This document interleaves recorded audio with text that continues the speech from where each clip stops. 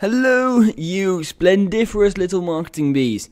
You're tuned into episode 52 of the Marketing Buzzword Podcast. This is the Marketing Buzzword Podcast, the podcast where we dissect the world's most common marketing buzzwords. Hold on tight. We are about to fly around the beehive to see the latest buzzwords that stuck to the marketing bees.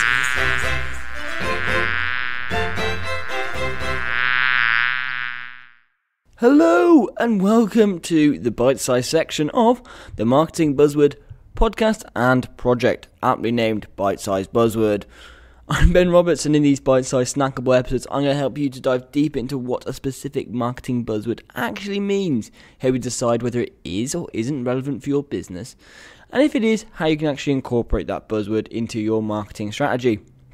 Now, this week we're going to look at the marketing buzzword or term Search Engine Optimisation, aka SEO, and why this is something that is of huge importance, but because it isn't necessarily always the biggest and latest trend, it's something that a lot of people can often forget about. And in this episode, we're going to look at what is SEO. We're going to look at some of the basics around that. We're going to look at some of one of the common errors that are made when people are trying to optimize their websites, some of the advantages around actually prioritizing SEO over other forms of marketing. And we'll look at some of those basic on-page principles that you need to look at to make sure that if you haven't got, you need to make sure you've got those right in order to give yourself the best chance of being ranked online. Because I believe it's something that a lot of people can do in-house more than they think before they outsource. Yes, there may be a time when it comes to outsourcing, but there's probably a lot you can do in-house and save yourself a bit of money. Now, what is SEO? Well, the basics of it are reasonably simple. It's how to get found by search on a search engine, but that can be in the form of either typed or it can be in the search or in the term of VoIP, so voice over IP, which is the things like the smart speakers. So you talk your Alexas, your Google Homes. Either way, or even on your Siri or anything. Even I know on my Android, I can use Ask Google stuff in there through voice. These are sort of search terms that you want to get ranked for. And these are the questions that people are asking, the terms they're searching for, and you obviously want to become at the forefront of those results if it's relevant to your business.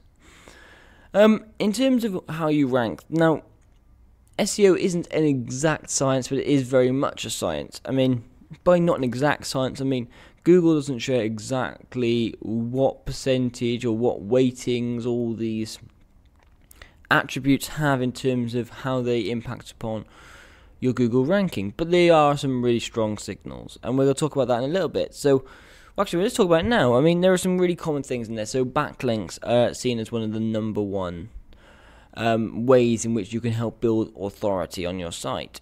Site speed is extremely important. Is your website optimized for mobile first?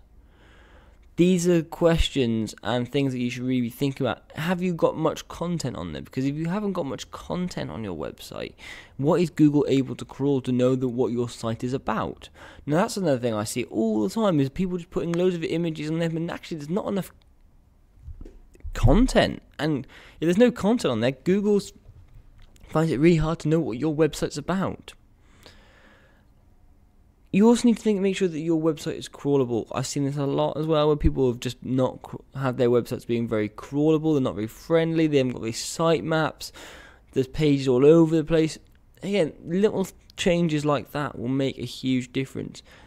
Generating a nice XML sitemap allows crawlers to be able to see exactly where how your website is built and how they can access all the different pages. HTTPS. Secure your website. Moving over from HTTP to HTTPS. Make sure you do it, because ultimately that will give you a little bit of a, I don't know, I can't remember if there is an exact, if Google said that they will not rank you for this, but I think you get prioritized rankings if you have HTTPS.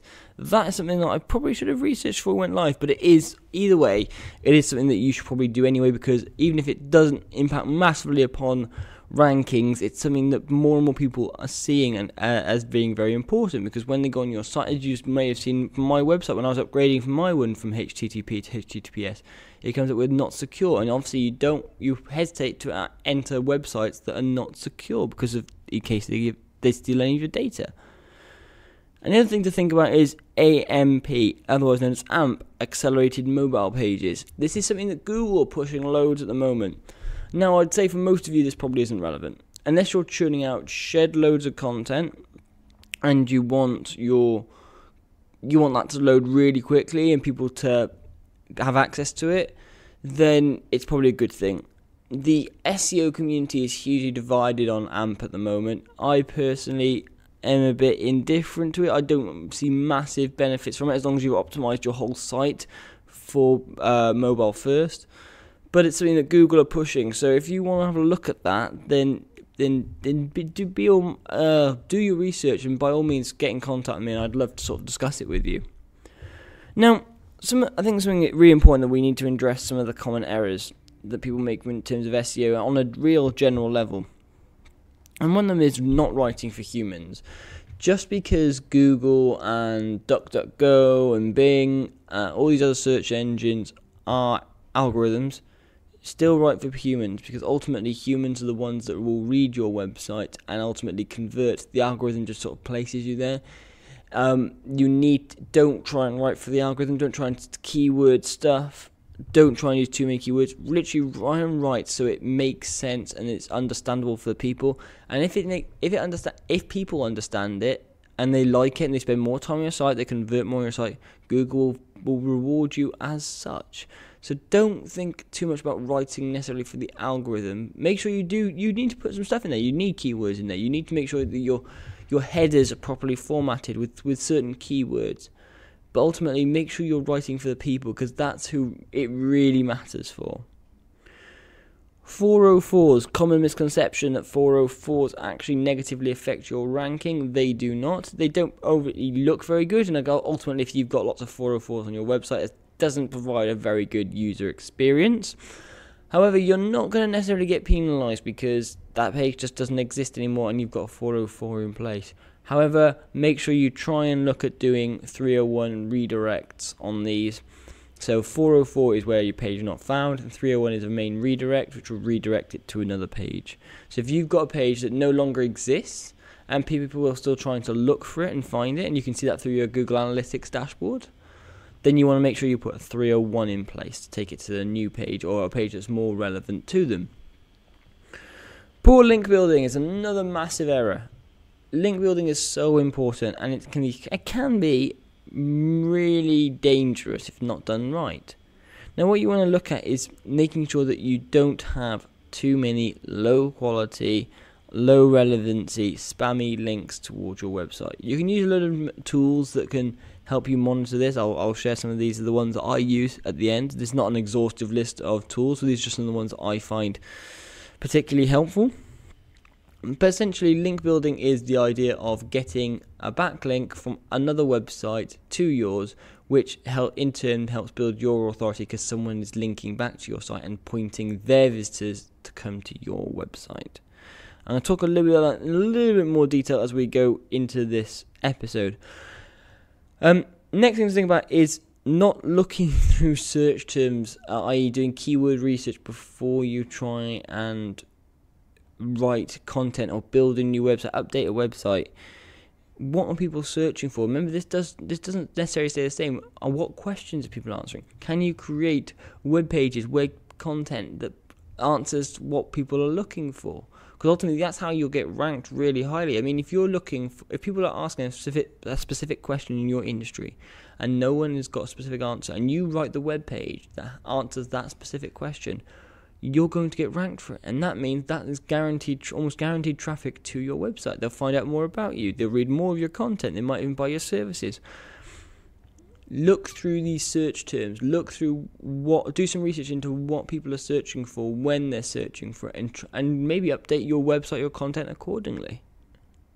You can do this using sort of things like Google's keyword planner. You can use Moz. You can use other tools, which are, again, I'll go through them all at the end. But there are a lot of SEO tools out there that will help you do some keyword research. It's definitely Backlinks.io, I think, is another one.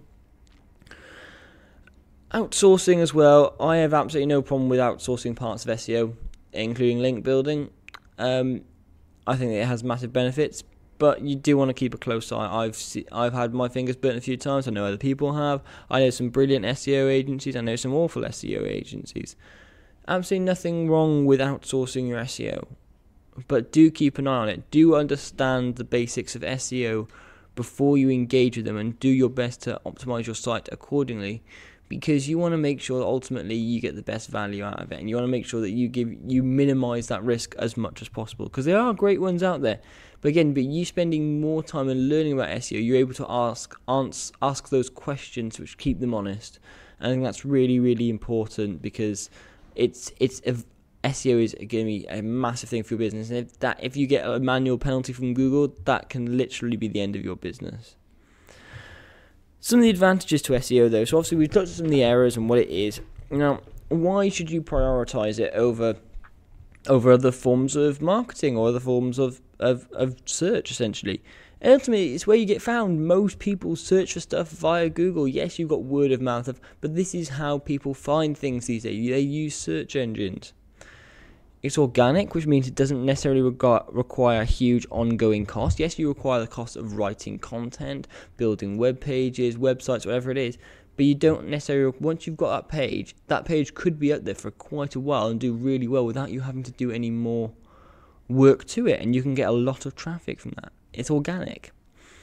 It's long-term as well. SEO is not a short-term strategy. If you want to get massive traffic to the website, you want to look at other forms of marketing, which I'm sure you can have a look at elsewhere in this podcast, and you'll find loads of bits out there that you can do to create more short-term wins. But SEO is a very much a medium to long-term game. It's going to take you months to be able to get web pages ranked.